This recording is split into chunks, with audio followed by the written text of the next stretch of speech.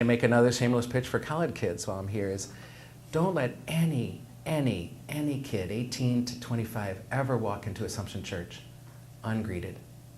Ever. If their loneliness can take them down, make their life a little less lonely. Say hi. Say hi, I don't know if I ever met you. What's your name? And I know, I'm going to say right now, I know that's very difficult. You feel like you're intruding. Older people always feel like they're intruding on younger people. Like we're getting into their space, and we've been so cowed by our own kids who are trying to get us out of their space. But they'll never forget that they were greeted, and they might say, fine, you know. They might ask you your name back. If they don't, tell them your name. You're the one in charge of that moment. But don't let them be ungreeted when they come in or out of Assumption. It would be so sad if some 20-year-old college kid comes here to Assumption, because I say, you got to go out to Assumption. You know, you're moving out there, you got to go out there for Mass, and they come to Mass. And they walk in, they get a little sign of peace, they walk out. Nobody said hi, nobody said glad you're here, nobody said what's your name. It's hugely important if we're ever going to help them merge. But that's not Joe's job, that's not your staff's job, that's your job. You're walking up the sidewalk next to them. It would break my heart if I was at a window watching you coming down a sidewalk this way and a college kid come this way, and then you both walk in a little bit ahead of each other in total silence and go in separate doors and separate pews, separate masses. Don't let them be lonelier than they already are. Do you feel that this is a generation of loneliness? I see. I think, again, what I said before, I think is still true, that we're all on a continuum of loneliness. And on any given day, we might be very lonely, even in bed next to the person we gave our lives to. Nevertheless, and maybe we can model ways to take care of our loneliness better for them, not to be afraid of it. At my best, I'd like to believe that our choice to be celibate can show the world that it's okay to be lonely. You know, I love when there's so many young women in our community and young men who are getting into their 30s now, and they're scared to death they're not going to find a partner, you know, especially before they want to have a baby, because they want to have a baby. And one of the things one of them said to me not too long ago was that seeing you so happy, Father Gary, as a celibate man, makes me really trust that I can find that in a single life.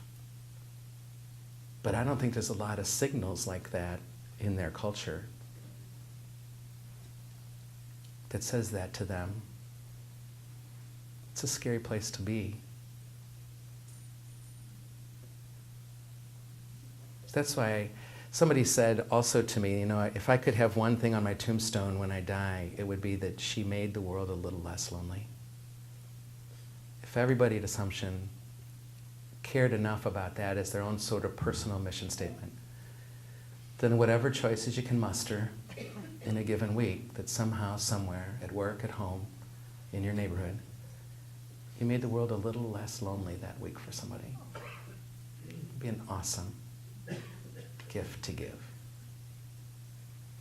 And I really believe with all my heart that Assumption Church makes the world less lonely for a lot of people.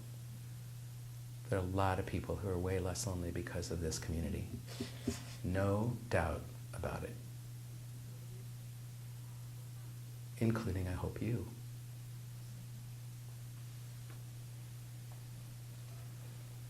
One more question, maybe? And then I'm going to make one concluding statement. Please. I don't know if this applies just to Gen Y, but would you say that they're coming and looking for a wow experience, and when they don't get it, they're disenchanted, and they become disenchanted with the religious experience, and they stay away? There's nothing to draw back. Are you saying Assumption is not a wow experience? Wow. No, I know what you mean. Are they saying that life needs to be a wow experience, and so you're saying when they don't get it, they... Well, they're looking to the church for A wow. a wow. Yeah. And when it's not there, it's like, why waste my time? Yeah, I think you're onto something there. I think they were raised with wows. I would say definitely their biggest fear, if they were to articulate an immediate fear for me, most of the time would be boredom. You know, so they're never bored though. I mean, because they have 20 options for every minute of the day. It's very different from when I was a kid, when I really was bored.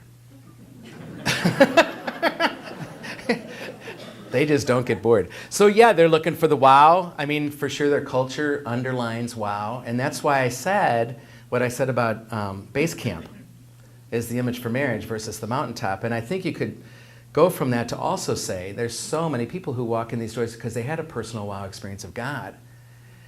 But with time, even that relationship becomes a base camp.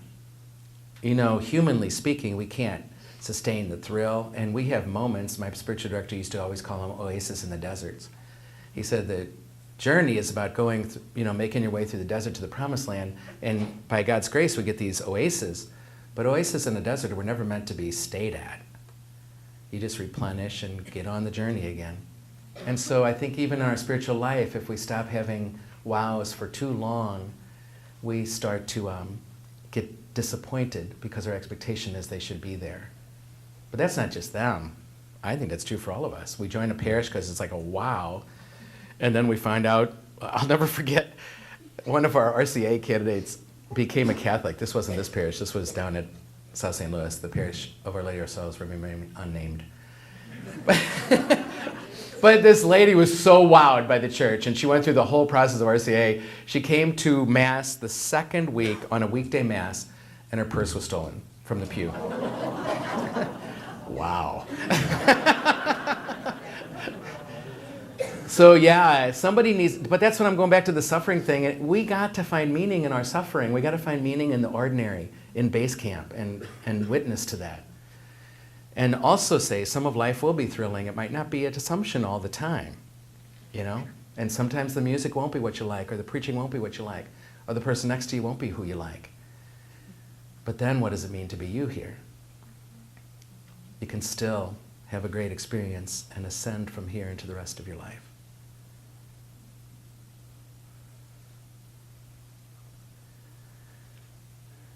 Anything else pressing?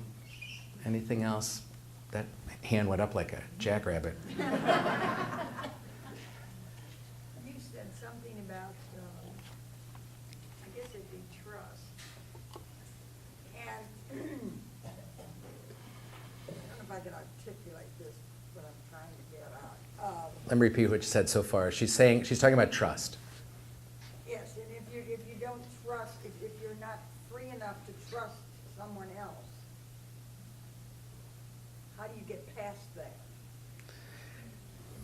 That is probably one of the most urgent and essential questions. The bottom line question was, if you're not free enough, is that how you said it? If we're not free enough to trust somebody else, how do you get past that?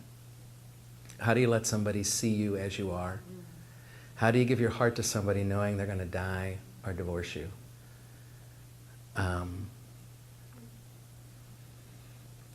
We are so blessed to have Jesus. Partly because he shows us that it can happen. That no matter how betrayed you ever are, you cannot be betrayed more than he was. And if he can be betrayed and still live a vulnerable, trusting life, then so can you. And if you want it, and you take care of your fears one by one, though it'll never feel easy, it can be a choice. And you can do it. The hardest thing about trust is you can't control the response. You can't guarantee they won't hurt you. He couldn't guarantee they wouldn't hurt him either. And as a matter of fact, they did. So if you said, Father Gary, I really want to work on this trust thing, and here's where I want to put it, and we work on it, and then you finally do it, that person might not respond in a helpful way at all. But I hope you have the sense that what you did was the right thing to do. Because somehow it's at the heart of things. It's the nature of nature itself to trust. And if you can keep living a vulnerable life, you will be as close to Christ-like as I could ever imagine you being. If you can keep living a vulnerable life, even after you've been hurt, you are so Christ. Not easy. And we got each other to help encourage each other when those fears come up and threaten to close the aperture Trust is that aperture totally open. But part of it is wanting to. I remember writing in my journal in college that, gosh, I wish I could let people see my weaknesses, is what I wrote in my journal. We were asked to keep them during retreat. And now I can't stop showing people my weaknesses. So you can really pray for that. I really believe that. You can want it and want it with God, and it's going to start to happen. I don't think it's naive to say that. I really think we can grow in trust, and it is a worthwhile thing. I think we need to close, so I'm going to thank you first of all, and then say these 3 last words. Gosh, I have 6, but I'm only going to... Can we have a part 2? No, I'm going to say, I think you are beautiful. I think you're beautiful. I see beauty looking around this room this evening. I really do. And it's the deepest kind of beauty. And it's the kind of beauty that shows in a person's face as they move towards carrying the face of having nothing to hide or nothing to prove or nothing to lose. And that is a life's work. But as we get older, I really pray, and I think it should be true, that it should become easier. Not easy, but easier. And the person with the face of nothing to hide, nothing to lose, or nothing to prove to anybody is the most radiant, the most transfigured, the most beautiful face you will ever meet, even in your own mirror.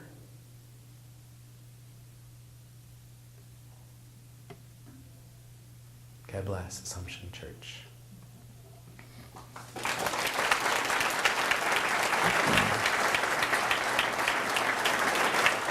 Thank you.